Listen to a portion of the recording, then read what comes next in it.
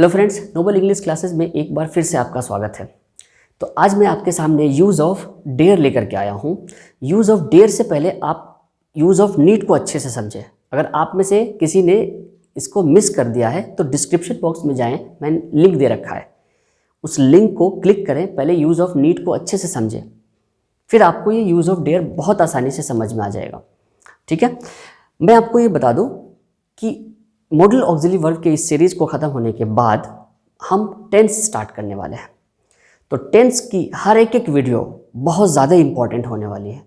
तो मैं आपसे रिक्वेस्ट करूंगा कि आप में से किसी ने अभी तक इस चैनल को सब्सक्राइब नहीं किया है तो प्लीज़ आज ही सब्सक्राइब करें, अभी सब्सक्राइब करें और बगल में एक बेल आइकॉन है उसको दबा दें ताकि अगली सारी वीडियो आपको मिलती रहे टाइम पे।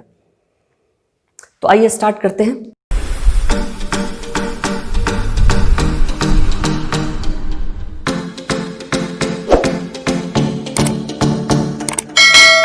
डेयर, तो डेयर है क्या? डेयर एक मॉडल ऑक्सिलरी वर्ब है, लेकिन कभी कभी ये मेन वर्ब का भी काम करता है। इसीलिए ग्रामेरियन इसको सेमी मॉडल वर्ब कहते हैं।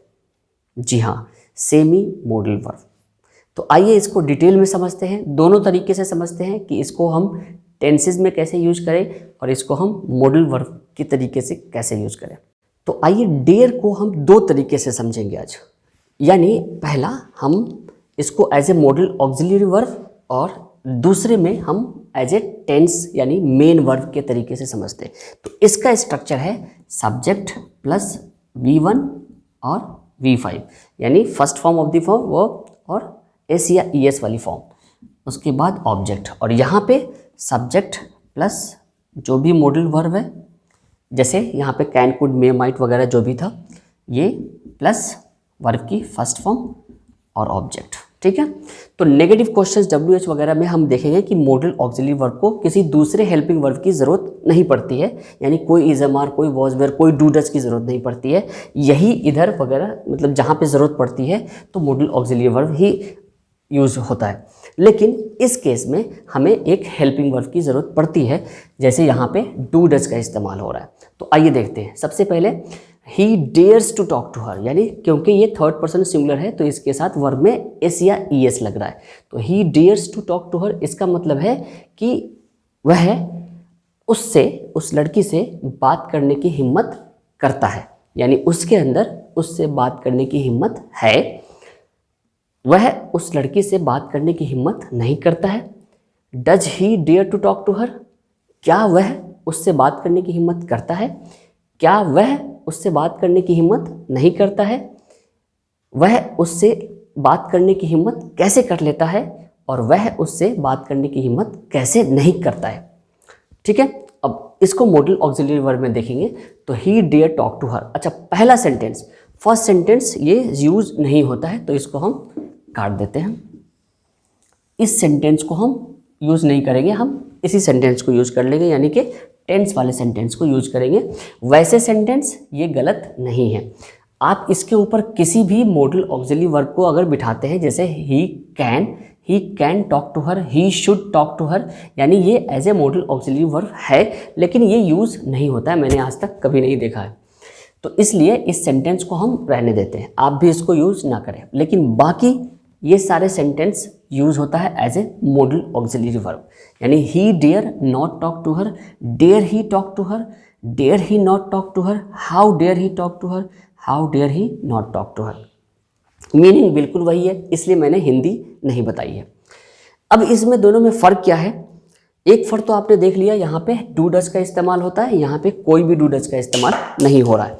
अब दूसरा फ़र्क इसमें यह है कि अगर हम यहाँ पे सब्जेक्ट चेंज कर देते हैं, जैसे ही के बदले अगर हम यू कर देते हैं और यहाँ पे भी अगर हम ही के बदले यू कर देते हैं, तो इंटरेस्टिंग इसमें यह है कि यहाँ पे पूरा बदल जाएगा, स्ट्रक्चर बदल जाएगा, लेकिन यहाँ पे नहीं बदलेगा, कुछ भी नहीं बदलेगा, क्योंकि मॉडल ऑक्सिलरी वर्ब में सब्जेक्ट्स का मॉडल पे कोई फ़र्क नहीं पड़ता है, लेकिन टेंसेज में यहाँ पे सिंपल प्रेजेंट में फ़र्क पड़ेगा। फॉर एग्जांपल, जैसे यू डेयर्स की जगह अब हो जाएगा dare, you dare to talk to her. Negative में यू डू नॉट या don't dare to talk to हर।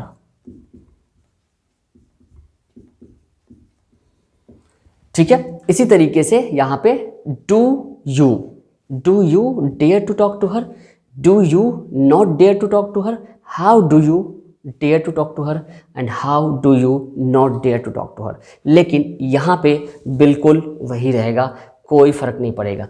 जैसे you dare not talk to her, dare you talk to her, dare you not talk to her, how dare you talk to her and how dare you not talk to हर।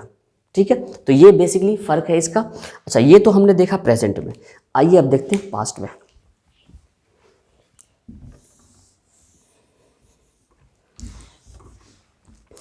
तो simple past में हम क्या use करते हैं, verb की second form. ठीक है, यहां पे है की जगह हो जाएगा ये था, थे, थी, यानी उसके अंदर उससे, उस लड़की से बात करने की हिम्मत थी। ठीक है, तो यहां पे सेंटेंस हो जाएगा he dared to talk to her. ठीक है, ये इसका वर्ब का सेकेंड फॉर्म है। अब यहां पे मैं सेकेंड फॉर्म यूज नहीं कर रहा हूं, डेयर का past form model auxiliary verb में डेयर्ड होता है। तो यहां पे अब मॉडल ऑक्सिलरी वर्ब चेंज हो रहा है, हम फॉर्म चेंज नहीं कर रहे हैं, मॉडल डेयर का पास्ट फॉर्म डेयर्ड है। तो यानी कि इसका स्ट्रक्चर यहाँ पे बिल्कुल वैसा ही रहेगा, स्ट्रक्चर में कोई चेंजेस नहीं आएगा। यहाँ पे चेंज होगा क्योंकि यहाँ पे वर्ब की सेकेंड फॉर्म है, तो नेगेटिव में, इंट्रोगेटिव में डिड का इस्तेमाल होता है यहाँ पे। ठीक है, तो यहाँ पे क्या होगा, नेगेटिव में ही डिड नॉट डेयर।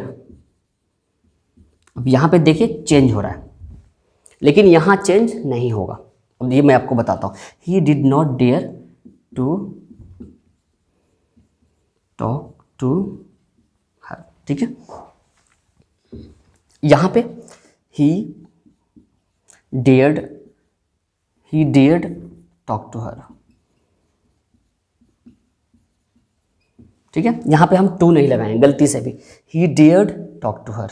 नेगेटिव में he dared not talk to her. ठीक है, ये टू से आप कंफ्यूज मत हो, ये टू ये हम ऑब्जेक्ट में जब हम वर्ब लगाते तो इसकी वजह से आप कंफ्यूज ना हो। अगर आप चाहे तो इसको हटा भी सकते हैं, सेंटेंस में कोई फर्क नहीं पड़ेगा। आप इतना ही समझे, he dared talk, he dared not talk, आप इसको हटा भी देंगे तो भी कोई दिक्कत नहीं है। आप इस टू से कंफ्यूज मत हो। ठीक है, यहाँ पे भी वैसा ही मेन हमें ये ध्यान देना है, he dared to talk, he dared not to talk. अगर हम ये हटा भी देते हैं थोड़ी देर के लिए, मैं हटा देता हूँ ताकि आपकी कन्फ्यूजन दूर हो जाए। ठीक है, यहाँ पे भी हटा देता हूँ मैं आपको। ओके, चलिए अब मैं इतना ही रखता हूँ। ठीक है, he dared to talk, he did not dare to talk, क्योंकि ये पास्ट का है। अब ये क्वेश्चन में हो जाएगा did he dare to talk. यहां पे क्या होगा, डेयर्ड पहले आ जाएगा, डेयर्ड ही टॉक।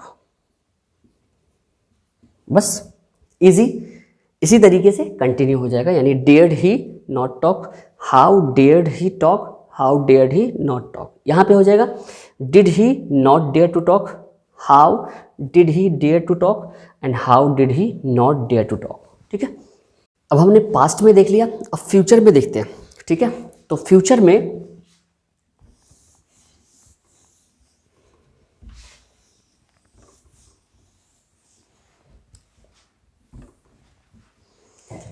में हम विल और शैल लगाते हैं। ठीक है, विल प्लस डेयर।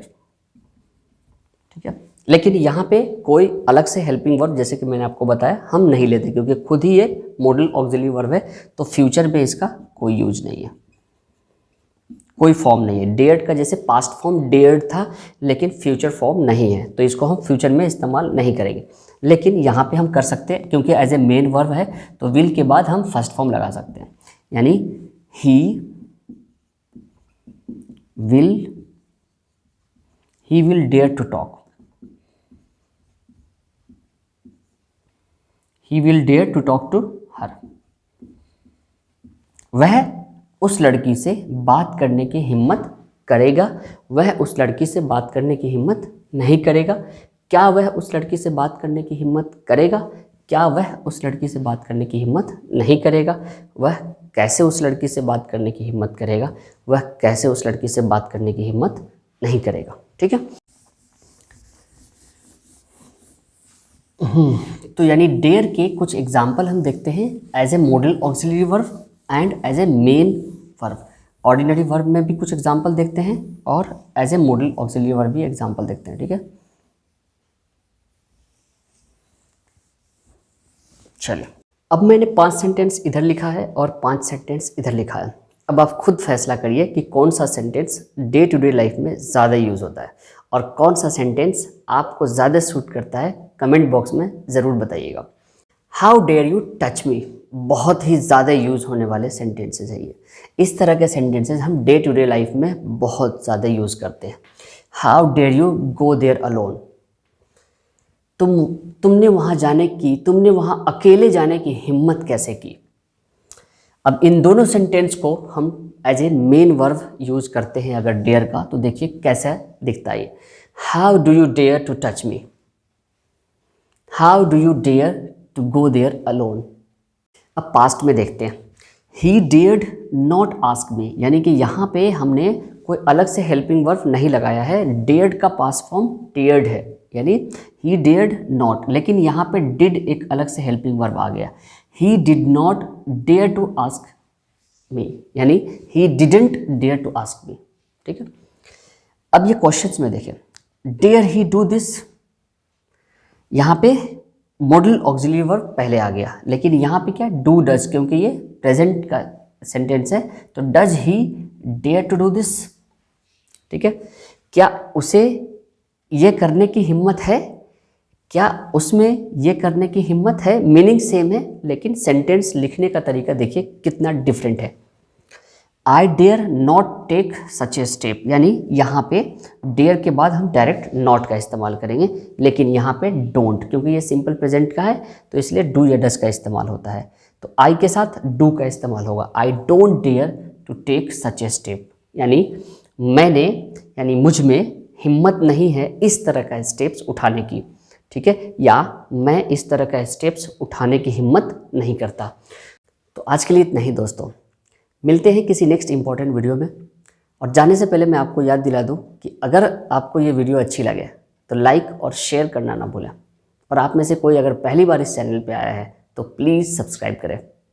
तो इजाज़त दीजिए, गुड बाय, टेक केयर।